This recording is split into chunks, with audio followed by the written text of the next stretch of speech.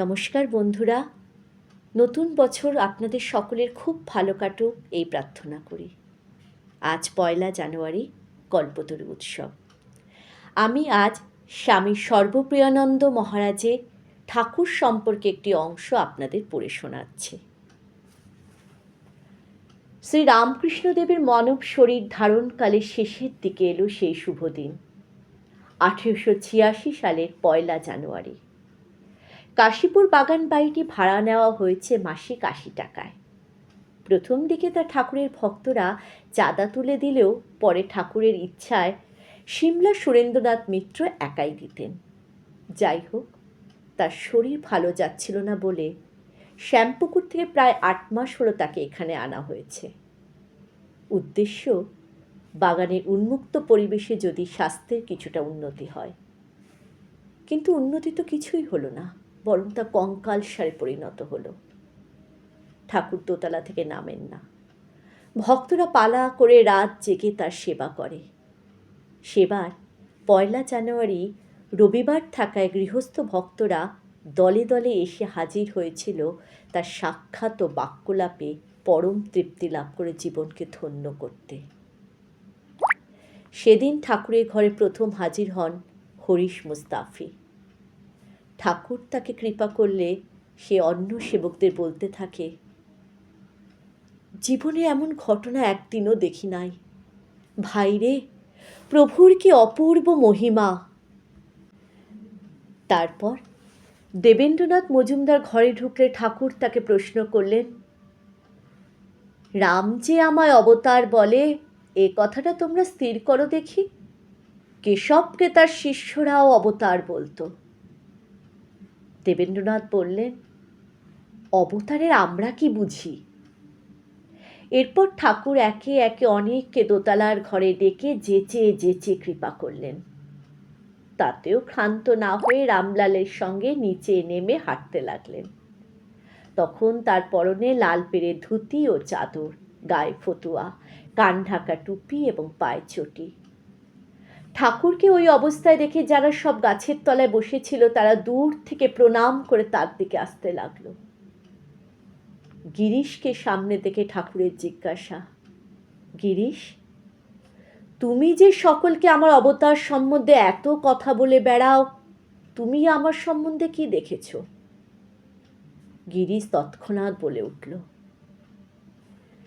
ব্যাস বাল্মীকি যার ইয়ত্তা করতে পারেন নাই, আমি তার সম্বন্ধে অধিক কি বলতে পারি। এই বলে নতজানু হয়ে পদপ্রান্তে পড়ে করজোড়ে ঠাকুরের মুখপানে তাকিয়ে রইলেন। গিরিশচন্দ্রের অনাবিল ভক্তিতে মুগ্ধ হয়ে ঠাকুর গিরিশের দিকে তাকিয়ে সমবেত ভক্তদের বললেন, তোমাদের আর কি বলবো, আশীর্বাদ করি তোমাদের চৈতন্য হোক। হঠাৎ করে ঠাকুরের আশীর্বাদে বা দিব্য স্পর্শে উপস্থিত ভক্তদের ভাবান্তর ঘটল। তখন কেউ কাঁদতে লাগলো, কেউ হাসতে লাগলো, কেউ দুহাত ওপরে তুলে নাচতে লাগলো, কেউ বা ধ্যানে মগ্ন হলো, আবার কেউ চিৎকার করে অন্যদের ডাকতে লাগলো ঠাকুরের কৃপালাভের জন্য। ঠাকুরও গিরিশের কথায় ভাবাবিষ্ট হয়ে পড়েছিলেন। সকলে তখন জয় রামকৃষ্ণ বলে চিৎকার করতে লাগলো, আর স্পর্শ করা নিষেধ সত্ত্বেও তার পদধূলি গ্রহণ করতে লাগলো। মজার ব্যাপার হলো, সেই সময় ঠাকুরকে ঘিরে যারা ছিল তারা সকলেই গৃহীভক্ত। সন্ন্যাসী ভক্তরা ঠাকুর নিচে নামায় তাড়াতাড়ি তার ঘরকে পরিষ্কার করে শয্যাদি রোদে দেওয়ার কাজে ব্যস্ত ছিল। হারানচন্দ্র দাস এ সময় ঠাকুরকে প্রণাম করা মাত্র ঠাকুর তার মাথায় পা ঠেকালেন, ঠিক নারায়ণ যেমন গয়াসুরের মাথায় পা দিয়ে তাকে মুক্তি দিয়েছিলেন। নবগোপাল ঘোষকে ঠাকুর বললেন, একটু জপ ধ্যান করিস। সে বলল, সে সময় আমার নেই। তখন ঠাকুর বললেন, আমার নাম একটু একটু করতে পারবে তো? সে বলল, তা খুব পারব। তখন ঠাকুর বললেন, তাহলেই হবে, তোমাকে আর কিছু করতে হবে না। অক্ষয় সেনকে কাছে ডেকে তার বুকে হাত রেখে কানে দিলেন মহামন্ত্র, তার চোখ দিয়ে আনন্দে জল ঝরতে লাগলো। এগিয়ে এলেন উপেন্দ্রনাথ মজুমদার। ঠাকুর তাকেও আশীর্বাদ করে কৃপা করলেন। এ সময় ঠাকুরের পিছনে দাঁড়ানো রামলাল ভাবছিল, সকলের তো একরকম হলো, আমার কি কারু গামছা বর সার হলো? হঠাৎ ঠাকুর পিছন ফিরে তাকে বললেন, কি রে রামলাল, অত ভাবছিস কেন?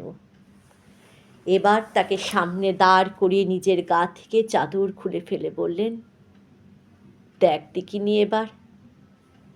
রামলাল বললেন, আহা, সে যে কি রূপ, কি আলো, কি জ্যোতি, সে আর কি বলবো।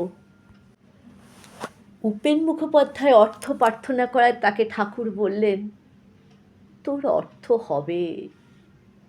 পরবর্তীতে তিনি কলকাতার একজন নামকরা ধনী ব্যক্তি হয়েছিলেন। বৈকুণ্ঠ সান্যাল তার কৃপা প্রার্থনা করলে ঠাকুর তাকে বললেন, তোমার তো সব হয়ে গেছে। তখন বৈকুণ্ঠ বললেন, তা যাতে অল্প বিস্তর বুঝতে পারি তা করে দিন। ঠাকুর তখন বক্ষস্থল স্পর্শ করা মাত্র তার ভাবান্তর ঘটল। সে তখন চারদিকে শুধু ঠাকুরকে দেখতে লাগলো, চিৎকার করে বলতে লাগলো, তোরা কে কোথায় আছিস, এই বেলা চলে আয়। গৃহী ভক্ত অতুল ও কিশোরী রায়কেও কৃপা করলেন। শেষে কে কোথায় বাদ পড়ে গেল খোঁজ করতে গিয়ে গিরিশচন্দ্র পাচক গাঙ্গুলিকে রান্নাঘর থেকে ধরে আনলেন। ঠাকুর তাকেও কৃপা করলেন। উপস্থিত ভক্তদের মধ্যে কেবল দুজন ঠাকুরকে কৃপা পেলেন না, একজন হরমোহন মিত্র। পরে ঠাকুর তাকে কৃপা করলে তার যে অনুভূতি হয়েছিল, তাতে তিনি ভ্রুযুগলের মধ্যে অনেক দেবদেবী দর্শন পেয়েছিলেন। আরেকজন প্রতাপচন্দ্র হাজরা। ঠাকুর অবশ্য তাকে মৃত্যুকালে সশিষ্য দর্শন দিয়ে ধন্য করেছিলেন। প্রকৃতপক্ষে ভগবান শ্রীরামকৃষ্ণের আবির্ভাবে বিশ্বের যথার্থ চৈতন্যোদয় হয়ে চলেছে, যা ছিল বাঞ্ছা কল্পতরু, শ্রীরামকৃষ্ণের বিশ্বের প্রতি শেষ ও শ্রেষ্ঠ অযাচিত দান। বহু যুগের ওপার হতে যে আলো এসেছে, আমরা সেই কল্পতরু মূলে এসে উপস্থিত হয়েছি এবং তার হৃদয় প্রতিষ্ঠা করেছি। আমাদের মধ্যে কেউ দীক্ষিত, কেউ অনুরাগী, আবার কেউ বা নিছক বেড়াবার জন্য এসেছি। আবার এসেছি বললে ভুল হবে, তিনি আমাদের ডেকে এনেছেন। সেই ডাক দিয়ে চলেছেন এখনো, ওরে তোরা কে কোথায় আছিস, তোরা আয়। এ ডাক কিন্তু শুধু ত্যাগী সন্ন্যাসী বা তার গৃহী ভক্তদের জন্য নয়, এ ডাক সকলের জন্য। কারণ এ জগতের সকল জীবের কল্যাণের জন্য তার আবির্ভাব। শুধু প্রয়োজন শুদ্ধ মনে পবিত্র হয়ে তার নাম জপ করা। তাই তার কাছে আকুল প্রার্থনা, তিনি আমাদের কল্যাণ করুন, তার কোলে আমাদের একটু আশ্রয় দিন। জয় রামকৃষ্ণ, জয় রামকৃষ্ণ।